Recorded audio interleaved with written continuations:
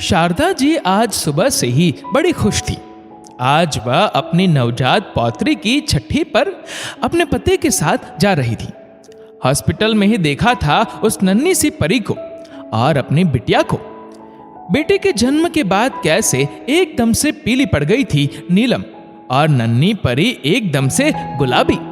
कितनी खूबसूरत लग रही थी। उस समय तो पता ही नहीं चल रहा था कि किस पर गई है। हाँ, अब तो 6 दिन की हो गई, तो कुछ तो नए नक्श उभर आए होंगे।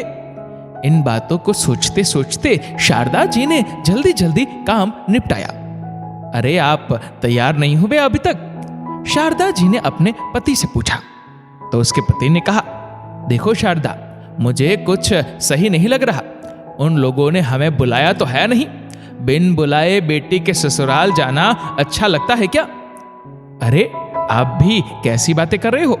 हम अपनी बेटी और पौत्री से मिलने जा रहे हैं। इसमें भी उनके बुलावे का इंतजार करेंगे क्या? और वैसे भी छठी पर कौन सी बड़ी दावत होती है? वहां हम अपनी पौत्री देखने और अपनी बेटी को और उनके परिवार वाले को मिलने जा रहे हैं। जब दावत करेंगे तभी तो न्योता देंगे, और वह भी दिन जल्दी ही आने वाला है। चलो, ज्यादा दुनियादारी की झंझटों में मत पड़ो। शारदा जी उत्सुकता दिखाते हुए बोली। शारदा जी जैसे अपनी बेटी के घर पहुंची, सभी उन्हें अचानक आया देख चौंक गए। अरे समधन जी, आपने तो आने की कोई खबर भी नहीं दी, ऐसे अचानक? शारदा जी की बेटी नीलम की सास उन्हें हैरानी से देखते हुए बोली। मम्मी, कैसी बात कर रही हो आप? आंटी जी अपनी पौत्री से मिलने आई है, तो उसमें खबर क्या देनी थी? आपको याद है, आप तो जब मैं हॉस्पिटल से घर पहुंची थी तभी आप दूसरे दिन मिलने पहुंच गई थी। अरे नई नई नानी बनी है आंटी जी, अपनी गुड़िया से मिलने आई है। बैठिए अंकल आंटी जी, मैं अभी पानी लेकर आती हूँ, और भाभी को भी आपकी आने की खुशखबरी सुना दूं। नीलम की ननंद चारू उनका स्वागत करते हुए बोली। चारू की बात सुन नीलम की मम्मी को अच्छा लगा। थोड़ी ही देर में चारू पानी लेकर आ गई और उन्हें पानी देते हुए बोली, चलिए आंटी जी, भाभी के कमरे में ही बैठते हैं, वहीं बैठकर चाय नाश्ता करना। भाभी तो अभी बाहर आ नहीं सकती, तो चलो हम वहीं महफिल जमाते हैं। भाभी को भी अच्छा लगेगा सबको साथ देखकर।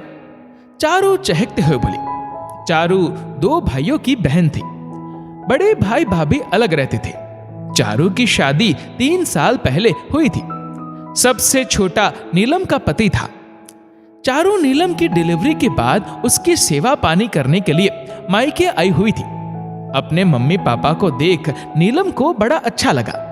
नीलम की मम्मी ने प्यार से उसके सिर पर हाथ रखा तो वह मुस्कुरा उठी, और फिर उसकी मम्मी ने पौत्री को गोद में उठा सीने से लगा लिया। लीजिए अपनी छुटकी नीलम को। शारदा जी अपने पति की गोद में पौत्री को देते हुए बोली। उन्होंने भी नन्ही परी को बहुत प्यार किया और ढेरों आशीर्वाद दिए। अपनी बेटी से 2-4 बात कर वह बोले, अच्छा तुम सब बैठो, मैं समधी जी के पास ही बैठता हूं। कहकर नीलम के पापा बाहर आकर समधी जी के पास बैठ गए, और शारदा जी वहीं सबसे बातें करने लगी। क्या मम्मी, हॉस्पिटल से आए मुझे इतने दिन हो गए और आप आज आई हो? नीलम अपनी मम्मी से बोली। तो नीलम की माँ शारदा जी ने कहा, क्या करूं बेटा, अकेले कैसे आती? आज भी तेरे पापा को बड़ी मुश्किल से लेकर आई हूं। वो कह रहे थे ऐसे बिना बुलाए जाना अच्छा नहीं लगता। क्यों आंटी जी, आपकी बेटी का घर है, जब चाहे आओ। मम्मी तो मुझसे जब मन करता है मिलने आ जाती है ना मम्मी? चारू मासूमियत से अपनी मम्मी की ओर देखते हुए बोली। अब बेटा कौन समझाए इन आदमियों को, हमारा दिल उनकी तरह कठोर नहीं, माँ है हम। आज भी वो कह रहे थे जब पौत्री की दावत का न्योता आएगा तब चलेंगे। फिर मैंने जिद की, अरे दावत होगी तब भी चलेंगे। आज तो आप मुझे मेरी गुड़िया से मिला ही लाओ। फिर गुड़िया का जो फंक्शन होगा उसने हमारी तरफ से जो आना है उसके बारे में भी तो समधन जी से पूछना था। सोचा था एक पंथ दो काज हो जाएंगे। सही कहा ना मैंने समधन जी? शारदा जी मुस्कुराते हुए बोली, आपकी बात ठीक है बहन जी। घर का पहला बच्चा है, लड़की हुई तो क्या, जमाना बदल रहा है, इसलिए सभी नाते रिश्तेदारों के कपड़े तो बनते ही है। इसके अलावा बच्ची की एक दो सोने चांदी की चीजें, बर्तन और भी छोटी मोटी चीजें हैं, जिसकी लिस्ट मैं आपको बना कर दे दूंगी। वैसे आपको पता तो सभी है कि पहले बच्चे में क्या क्या दिया जाता है। वैसे भगवान की दया से हमारे यहाँ कमी तो कोई नहीं, लेकिन ये सोने चांदी की चीजें लाना तो मायके वालों को करना ही पड़ता है।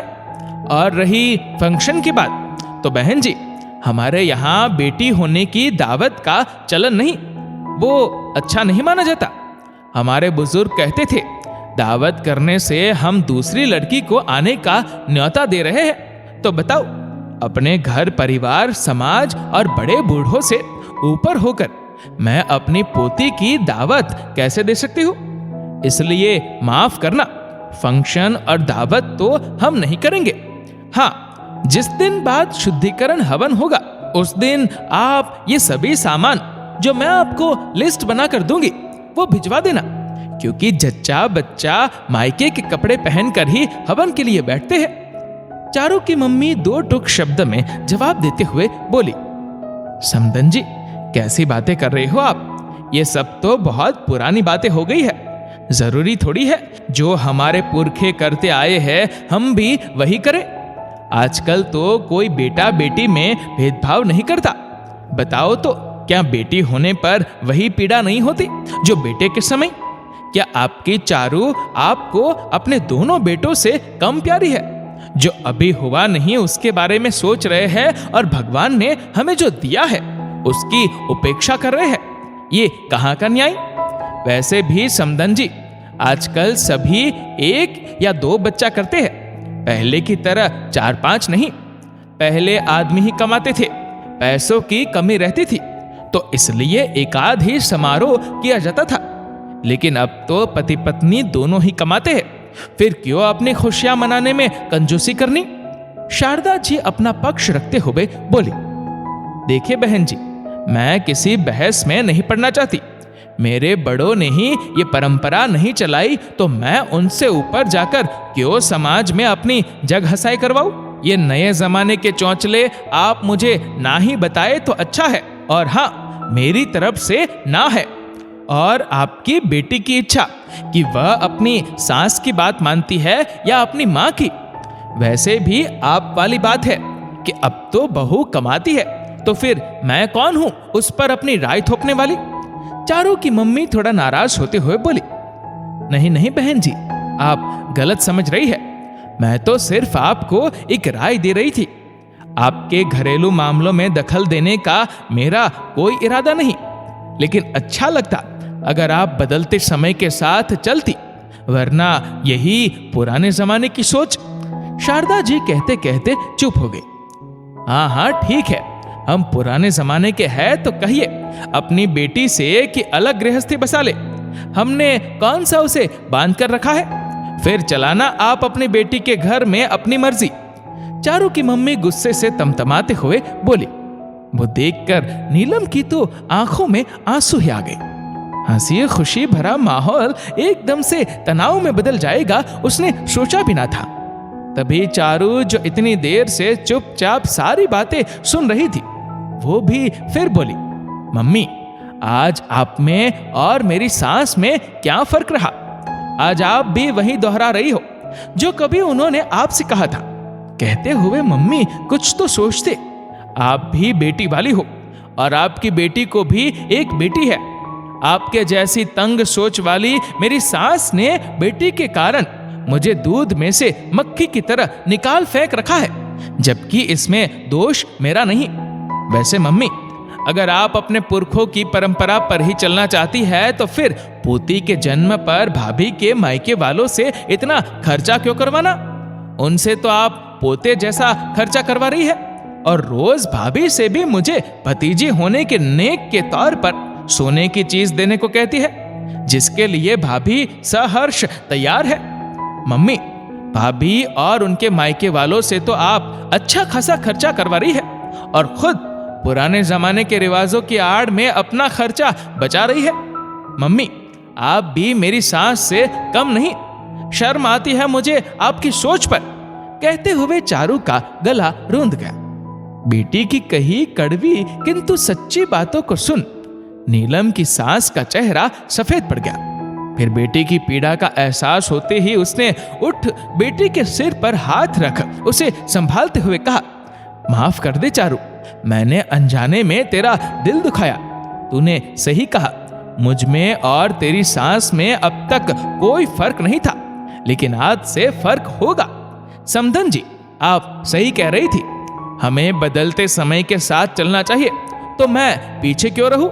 इसकी शुरुआत मैं अपनी पोती की दावत से करती हूँ और खूब धूमधाम से अपनी पोती का जन्मोत्सव मनाऊंगी और आप सबको मेरी पोती की दावत पर जलूल जलूल आना है। अपनी पोती को लाड लड़ाते हुए चारू की मम्मी बोली। सुनकर चारू के साथ साथ सबके चेहरे खुशी से खिल उठे। दोस्तों, चारू ने जो अपनी माँ को जवाब दिया, क्या वो सही है? नीचे कमेंट करके जरूर बताएगा। और अगर आपको वीडियो अच्छा लगा हो तो इस वीडियो को लाइक करेगा, शेयर करेगा ज्यादा से ज्यादा लोगों तक। और ऐसे ही और भी इंस्पिरेशनल वीडियोस के लिए सब्सक्राइब करें हमारे यूट्यूब चैनल को और फेसबुक पर फॉलो करें हमारे पेज को। धन्यवाद।